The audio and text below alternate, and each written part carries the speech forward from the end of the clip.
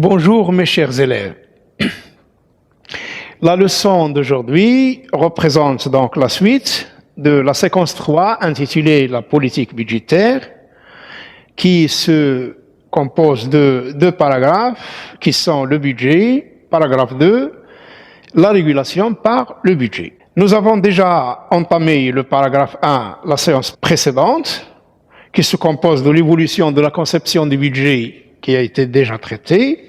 Aujourd'hui, on entame le point 2 intitulé La loi des finances. Au sens de la loi organique des finances, on entend par loi des finances, comme il a été défini dans l'article 2 de la loi organique des finances, la loi des finances de l'année, la loi des finances rectificatives et la loi de règlement de la loi des finances. La loi organique est l'ensemble des règles qui ont pour objet de définir l'objet et le contenu de la loi de finances, ces règles de présentation, comment il doit se présenter une loi de finances, ses modalités de vote au Parlement, les règles d'exécution de cette loi par le gouvernement et le règlement du budget, c'est-à-dire la constatation définitive du montant des recettes encaissées et des dépenses engagées. La loi de finances de l'année prévoit, évalue, énonce et autorise pour chaque année budgétaire l'ensemble des ressources et des charges de l'État. Ensuite, il y a la loi rectificative. C'est la loi des finances qui peut être adoptée au cours de l'année pour adapter à l'état des besoins la loi de finances de l'année. Et enfin, la loi de règlement qui permet au Parlement, après la clôture de l'année budgétaire, d'exercer son contrôle sur l'exécution des lois de finances par la comparaison des autorisations contenues dans celles-ci, ces lois de finances, et des opérations réellement exécutées. On passe maintenant pour le point suivant qui s'intitule « Étude de la loi de finances de l'année ». Étude de la loi de finances initiale, c'est-à-dire la loi des finances 2020. Le budget de l'État. Le budget de l'État se compose du budget général, des budgets des services de l'État gérés de manière autonome, que nous allons voir par la suite, le budget des comptes spéciaux des trésors, les recettes du budget général. Le budget général se compose des recettes ordinaires et des recettes d'emprunt, ou les recettes extraordinaires. Au titre de la loi de finances 2020, les recettes du budget général sont représentées graphiquement de la manière suivante. Il se compose des recettes fiscales qui vont atteindre un montant de 233 milliards 400 millions de dirhams, des recettes non fiscales qui se monteront à 23 milliards 700 millions de dirhams, des recettes d'emprunt qui vont atteindre 97 milliards 200 millions de dirhams. Les recettes ordinaires se composent des recettes fiscales et des recettes non fiscales. Les recettes fiscales. Les recettes fiscales sont constituées des impôts directs, tels que l'impôt sur les sociétés, l'impôt sur le revenu, etc., des impôts indirects, tels que la taxe sur la valeur ajoutée, la TVA, et la taxe intérieure à la consommation, la TIC, les droits de douane, qui représentent des impôts payés sur les marchandises lors de leur passage en douane, et le droit d'enregistrement et timbre, ce sont les recettes encaissées par l'État à l'occasion des opérations d'enregistrement des biens meubles ou immeubles, et les droits de timbre. Les recettes fiscales, en chiffres, se monte à 233 milliards 300 millions de dirhams, représenté graphiquement. Ce graphique donc montre la répartition des recettes fiscales en pourcentage. Comme vous pouvez le constater, les impôts directs et les impôts indirects les deux constituent à peu près 89% des recettes fiscales, les droits de douane 4% et le droit d'enregistrement et de timbre en 7%. Les recettes non fiscales se composent, elles, des produits de cession des participations de l'État. Il s'agit des recettes encaissées à l'occasion de la cession, c'est-à-dire la vente, par l'État de ses participations dans des entreprises publiques, ces participations qui peuvent être totales ou partielles. Ils sont constitués aussi des recettes des monopoles d'exploitation et des participations financières de l'État. Il s'agit des parts de bénéfices affectés au budget général de l'État et reçues auprès des entreprises et établissements publics. Des revenus du domaine, il s'agit des recettes encaissées par l'État sur les biens mobiliers et immobiliers, le domaine privé de l'État, des recettes diverses, et enfin des dons et des legs, les dons qui sont reçus par l'État auprès d'institutions, de gouvernements, de pays amis, etc. Les recettes non fiscales en chiffres s'élèvent à 23 milliards 700 millions de dirhams. Voici donc leur structure. Représentée graphiquement, donc les produits de cession des participations vont fournir au budget général de l'État 3 milliards au titre de la loi de finances 2020. 12,2 va émaner des produits des monopoles d'exploitation et des participations financières de l'État. 400 millions proviendra des revenus du domaine de l'État et 1,5 million des dons et des legs, 6 milliards et 600 millions de dirhams des recettes diverses. En pourcentage, comme vous pouvez le voir, la plus grande part, un peu plus que la moitié, émanera des produits des monopoles d'exploitation et des participations financières de l'État. Les recettes ordinaires. Les recettes ordinaires se monteront au titre de la loi de finances 2020 à 257 milliards de dirhams. On passe maintenant à la structure des dépenses du budget général. Les dépenses du budget général se composent, elles, des dépenses ordinaires, des dépenses d'investissement et de l'amortissement de la dette publique à long et à moyen terme. Représentées graphiquement, les dépenses du budget général se composent des dépenses de fonctionnement, que nous allons détailler par la suite, 221 milliards 600 millions de dirhams, des intérêts de la dette pour 29 milliards, dépenses d'investissement pour 78 milliards 200 millions de dirhams, et enfin l'amortissement de la dette qui va exiger, au titre de l'année 2020, un remboursement de 67,5 milliards de dirhams. En pourcentage, les dépenses de fonctionnement représentent la plus grande part des dépenses ordinaires. Ils représentent donc 56% des dépenses du budget général, pas ordinaire, excusez-moi.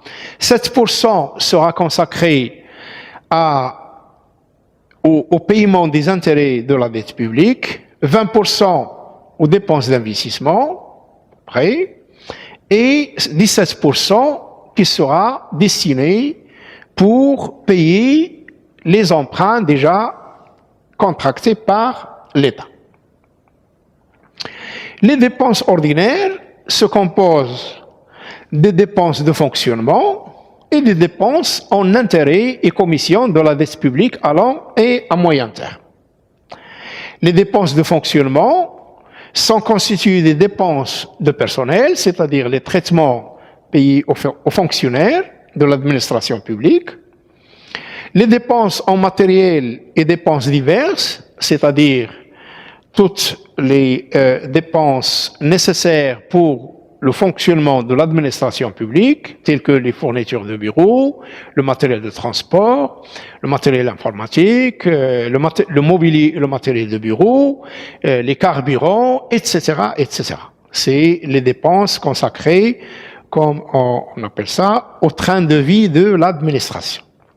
Ensuite, il y a les charges communes. Ce sont des dépenses donc telles que, par exemple, les subventions destinées au soutien des prix, la part de l'État versée aux caisses de retraite du personnel de l'État, etc. Les dépenses relatives au remboursement dégrèvements et restitutions fiscaux. Les dégrèvements représentent soit des suppressions, soit des réductions d'impôts réclamées par les contribuables, ou les restitutions, les remboursements et restitutions qui représentent des crédits des contribuables, les entreprises ou les ménages, etc., qui ont des crédits d'impôts sur l'État. Et enfin, les dépenses imprévues et dotations provisionnelles, ce sont donc des sommes consacrées dans le cadre du budget général et qui seront destinées pour faire face aux dépenses imprévisibles. Ce sont des dotations provisionnelles. La répartition des dépenses de fonctionnement est la suivante. 138 milliards est destinée, la plus grande part est destinée pour couvrir les traitements des fonctionnaires, les dépenses de matériel et dépenses divers pour 48,3 milliards de dirhams, les charges communes 24,7 milliards de dirhams, et enfin les dépenses relatives au remboursement, dégrèvements et restitutions fiscaux et les dépenses imprévues pour respectivement 8,2 et 2,4 milliards de dirhams. La répartition de ces dépenses en pourcentage, 62% sera destiné donc pour couvrir les dépenses de personnel, les dépenses de matériel et dépenses divers 22%, soit à peu près 84% qui sera engagé pour donc financer les besoins de l'administration en personnel et en matériel et biens et services nécessaires. Les charges communes représentent 11% des dépenses de fonctionnement et 4% et 1% pour les dépenses relatives au remboursement, dégrèvements et restitutions fiscaux et les dépenses imprévues pour et dotations provisionnelles. Les dépenses de fonctionnement en chiffres se montent donc en totalité à 221,6 milliards de dirhams. Les dépenses ordinaires du budget général s'élèveront à 250 milliards de dirhams et 600 millions. Voici donc un tableau qui récapitule le calcul des différents soldes du budget de l'État. Pour calculer le solde ordinaire, il faut prendre les recettes ordinaires du budget général moins les dépenses ordinaires du budget général. Pour 2020, les recettes ordinaires du budget général s'élèveront à 257 milliards de dirhams contre 250 milliards 600 millions de dirhams pour les dépenses ordinaires, ce qui dégagera un solde de 6,4 milliards de dirhams. Le solde ordinaire, donc, quand il est positif, est appelé l'épargne publique. Le solde ordinaire va servir donc pour financer une partie des dépenses d'investissement. Donc le solde ordinaire moins les dépenses d'investissement nous donne le solde du budget général. Mais hors produit des emprunts et amortissement de la dette à long et à moyen terme. C'est-à-dire que les recettes d'emprunt et l'amortissement nécessaire pour rembourser la dette de l'État, la dette publique, n'est pas encore pris en considération. Le solde du budget général s'élèvera donc à 71,8 milliards de dirhams au titre de la loi de finances 2020. Quand on ajoute le solde des segments et le solde des comptes spéciaux du Trésor, on obtient le solde du budget de l'État. Le solde du budget général, hors amortissement et emprunt, on n'a pas encore pris en considération les soldes des segments et le solde des comptes spéciaux du Trésor, et pas encore pris en considération le produit des emprunts et l'amortissement de la dette publique à moyen et à long terme.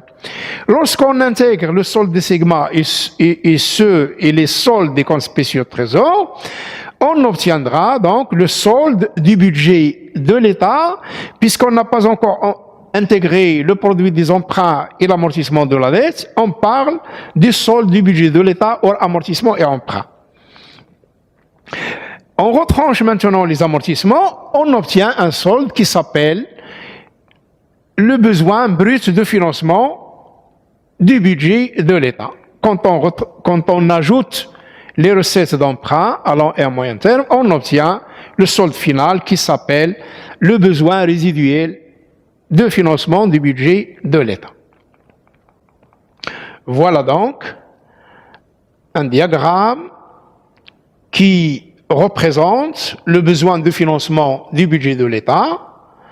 Lorsqu'on a ici les charges, la totalité des charges de l'État, 488 milliards 500 millions et 349,4 milliards de dirhams, représentent les ressources de l'État, mais non compris les recettes de l'emprunt. La différence donc entre les charges totales et les recettes totales, non compris les recettes d'emprunt, nous donne ce qu'on appelle le besoin de financement du budget de l'État. Lorsqu'on intègre dans les ressources de l'État les emprunts, ces ressources vont s'élever au titre de l'exercice 2020 à 446,6 milliards de dirhams. La différence entre les charges et les ressources de l'État vont donc dégager un solde négatif appelé besoin résiduel de financement du budget de l'État, qui va s'élever au titre de la loi de finances 2020 à 49,1 milliards de dirhams. Maintenant, on va consacrer ce qui reste de cette prestation à la comparaison entre les charges et les recettes de l'État dans la loi de finances 2020, ce qui a été dit jusqu'à maintenant, avec les charges et les recettes de l'État et les ressources de l'État dans le cadre de la loi des finances rectificatives. Voilà donc, la première colonne représente la loi de finances rectificative adoptée par le gouvernement au titre de l'exercice 2020 à la suite de la conjoncture et des circonstances actuelles liées à la pandémie de la Covid et la loi des finances de l'année 2020. La différence entre ce qui est prévu dans le cadre de la loi de finances rectificative avec la loi de finances initiale va nous donner dans cette colonne la différence, c'est-à-dire la variation absolue, c'est-à-dire la différence. Non pas une variation en pourcentage, mais il s'agit d'une variation absolue. Comme vous pouvez le voir sur ce tableau, les impôts directs et taxes assimilées vont connaître une baisse de 18 milliards. Les impôts indirects vont eux aussi connaître une baisse de 18,8 milliards de dirhams. Les droits de douane vont baisser de 2 milliards et demi. Les droits d'enregistrement vont baisser de 4 milliards. Les recettes fiscales vont baisser de 43,3 milliards de dirhams. Quant aux recettes non fiscales, ils vont connaître une baisse de 1,3 milliard de dirhams. Cette baisse qui sera donc dû principalement à la baisse des produits de cession, les recettes des privatisations, qui vont connaître une baisse de 3 milliards de dirhams et une augmentation des produits des monopoles d'exploitation et des participations financières de l'État pour 2,5 milliards, ce qui nous donne à peu près une baisse des recettes non fiscales de 1,3 milliard de dirhams. Les recettes ordinaires, maintenant, dans le cadre des deux lois de finances, la loi de finances rectificative et la loi de finances initiale, les recettes fiscales, donc, comme on l'a déjà vu, vont baisser de 43,3 milliards de dirhams. Les recettes non fiscales de 1,3 milliard de dirhams. Les recettes ordinaires vont donc baisser de 44,6 milliards de dirhams. Cette baisse est due principalement à la baisse des recettes fiscales. Les dépenses de fonctionnement vont baisser de 6,1 milliards de dirhams. Cette baisse va intéresser la baisse des charges de personnel, qui vont connaître une baisse, les traitements, qui vont connaître une baisse de 2,1 milliards de dirhams, une baisse des charges ou de dépenses qui seront consacrées au matériel et dépenses diverses de 2,1 milliards de dirhams, et les dépenses relatives au remboursement des dégrèvements et restitutions fiscaux de 1,9 milliard de dirhams, ce qui donc fait une baisse totale des dépenses de fonctionnement de 6,1 milliards de dirhams. Les dépenses ordinaires du budget général vont connaître une baisse de 5,8 milliards de dirhams, soit une baisse des dépenses de fonctionnement de 6,1 milliards de dirhams et une augmentation des dépenses des intérêts de la dette que nous allons, dans les activités de soutien et d'évaluation, nous consacrer pour analyser de plus en plus cette situation. Le solde ordinaire ou l'épargne publique. Puisque les recettes ordinaires vont connaître une baisse de 44,6 milliards de dirhams et une baisse des dépenses ordinaires de 5,8 milliards de dirhams, nous allons voir comment ces baisses-là vont impacter le solde ordinaire ou l'épargne de l'État. L'épargne de l'État qui a été prévue pour un montant de 6,4 milliards de dirhams sera, au titre de la loi des finances rectificatives, d'un déficit ordinaire de 32,4 milliards de dirhams. Donc, soit une baisse de 38,8 milliards, en passant de 6,4 positive à moins 32,4, ce qui fait la baisse de l'épargne publique sera donc très importante et va se monter à 38,8 milliards de dirhams. En général, donc, on va comparer dans ce tableau les deux lois. Comme vous pouvez le voir, baisse des recettes ordinaires de 44,6 milliards de dirhams, une baisse des dépenses ordinaires du budget général de 5,8 milliards de dirhams, soit une baisse des soldes ordinaires de 38,8 milliards de dirhams. Le solde du budget général va connaître lui aussi une baisse de 46,4 milliards de dirhams. Il va s'aggraver. Il était de 71,8, il sera de 118 milliards,2. Le solde du budget de l'État qui a été prévu en 2020 dans le cadre de la loi de finances initiale de 71,6, il sera de 117, il va augmenter, il va s'aggraver à 117,9 milliards de dirhams, soit une aggravation de 46,3 milliards de dirhams. Le besoin brut de financement prévu dans le cadre de la loi de finances 2020, qui était de 139,1, sera de 182 milliards de dirhams. Les recettes d'emprunt, l'État qui avait prévu le recours à des emprunts d'un montant de 97,2 milliards de dirhams, il va contracter 136,2 milliards, soit une augmentation de l'encours de la dette de 39 milliards de dirhams, et le besoin de financement qui a été de 41,9 milliards de dirhams sera 45,9 milliards de dirhams, ce qui va compenser au titre de la loi de finances ou les finances publiques de l'État au titre de l'année 2019, ce qui va compenser la baisse des recettes fiscales, c'est le recours à l'emprunt. On n'a pas donc le choix. Le gouvernement n'a pas une grande marge de manœuvre étant donné les circonstances actuelles, etc.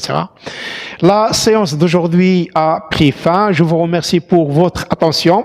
Je porte à votre connaissance que la capsule suivante va porter sur la régulation par le budget, c'est-à-dire la politique budgétaire, les objectifs, les actions de la politique budgétaire, etc. Je vous remercie encore une fois et à la prochaine séance.